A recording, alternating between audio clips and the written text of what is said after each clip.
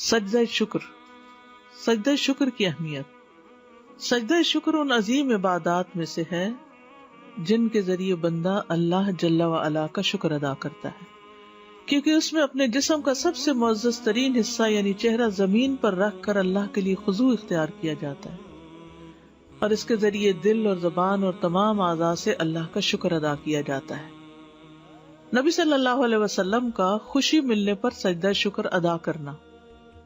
ابو بکرہ سے مروی ہے کہ نبی صلی اللہ علیہ وسلم سے روایت کرتے ہیں کہ جب آپ کے پاس کوئی خوشی والی خبر آتی یا آپ کو کسی بات کی خوشخبری دی جاتی تو آپ فوراً اللہ کا شکر ادا کرنے کے لیے سجدے میں گر پڑتے.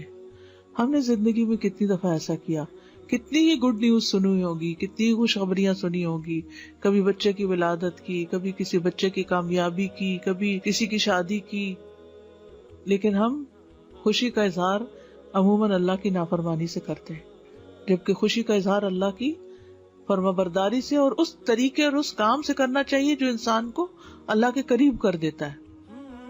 نبی صلی اللہ علیہ وسلم کا ایک موقع پر لمبا سجدہ شکر ادا کرنا. عبد الرحمن بن عوف سے مروی ہے کہ ایک مرتبہ رسول اللہ صلی اللہ علیہ وسلم باہر نکلے. آپ صلی اللہ علیہ وسلم صدقے کی کسی زمین میں داخل ہو گئے. وہاں آپ قبلہ رخ ہو کر سجدے میں گر گئے.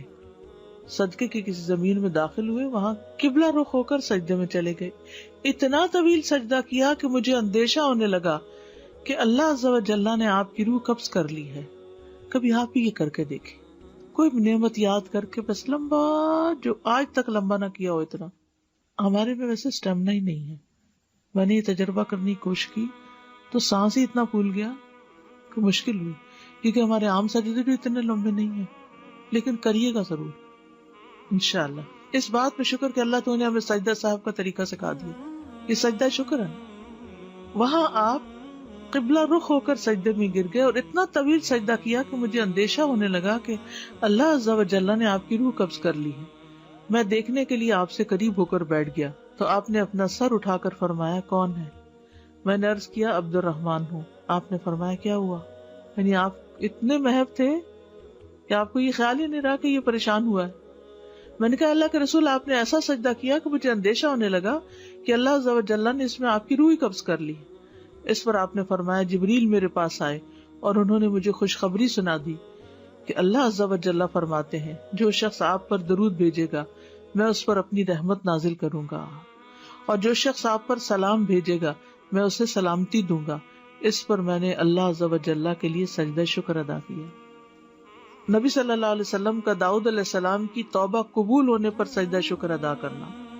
ابن عباس سے مروی ہے کہ نبی صلی اللہ علیہ وسلم نے سورۃ صاد میں سجدہ کیا اور فرمایا داؤد علیہ السلام نے یہ سجدہ بطور توبہ کیا تھا اور ہم یہ سجدہ شکرانے کے طور پر کرتے ہیں کہ اللہ نے داؤد علیہ السلام کی توبہ قبول کر لی. شکرانے کے نفل مشروع نہیں ہے. ٹھیک ہے، ہم کہتے ہیں نا ہم شکرانے کے 2 گانا پڑھتے ہیں، شکرانے کے نفل نہیں ہے. شیخ ابن عثیمین کہتے ہیں میرے علم کے مطابق سنت میں کوئی بھی نماز صلاۃ الشکر کے نام سے نہیں ہے. البتہ احادیث میں سجدے کا ذکر ہے جسے سجدہ شکر کہتے ہیں. ایک اور جگہ یہ بھی کہا گیا کہ شکر کے لیے قیام اور رکوع پر مشتمل نماز نہیں ہے بلکہ شکرانے کے لیے صرف سجدہ شکر ہے. تو مسلمان کے لیے مشروع ہے کہ جب اسے کوئی خوشی والی بات پہنچے تو وہ اللہ کا شکر ادا کرتے ہوئے سجدہ کرے. بس جہاں تک صلاۃ الشکر کی بات ہے اس کی کوئی اصل نہیں. مشروع مطلب پرسکرائبڈ. دیکھیں ویسے آپ نفل پڑھتے رہیے، ساری عبادت ہی شکر ہے اصل میں. جیسے روزہ رکھتے ہیں یا کچھ بھی، تو یہ اصل میں ہم شکر ہی ادا کر رہے ہوتے ہیں اللہ کی نعمتوں کا.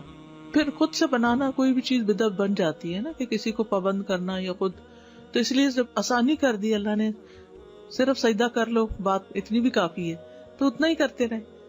اب دیکھیے بعض اوقات نماز پڑھنے میں ہمیں سستی ہو جاتی ہے، سجدہ کرنے میں کتنی دیر لگے گی؟ جہاں بیٹھے کوئی قبلے کے رخ کی پابندی نہیں، کچھ نہیں.